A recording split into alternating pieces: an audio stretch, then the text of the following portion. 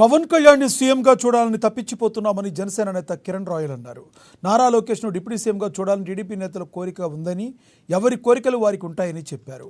Nara లోకేష్కు deputy CM ఇవ్వాలని TDP నేతలు demand చేస్తున్న తరుణంలో తిరుపతి జనసేన ఇన్ఛార్జ్ కిరణ్ రాయల్ కీలకమైన వ్యాఖ్యలు చేశారు. మా దృష్టిలో మెగా బ్రదర్స్ అంటే ముగ్గురు కాదు, చంద్రబాబుతో కలిపి నలుగురన్నారు. లోకేష్ను డిప్యూటీ పదవిలో చూడాలని టీడీపీ కేడర్ కోరుకోవడంలో తప్పులేదన్నారు.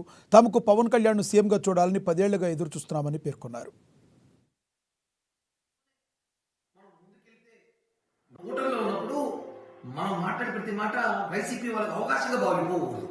మనం చంద్రబాబు గారు పవన్ కళ్యాణ్ గారు ఎలా అనుకుంటున్నాడు, ఈరోజు మేము మెగా బ్రదర్స్ అంటే ముగ్గురు కాదు నలుగురు చంద్రబాబు గారితో కలిపి అలా అన్యూన్యంగా మనం కూటమి విజయం చేస్తాం, వెళ్తున్నాం ముందుకి, అన్ని సక్సెస్ అవుతున్నాం, అన్ని నిధులిస్తున్నాం, అన్ని చేస్తున్నాం అభివృద్ధితో పాటు.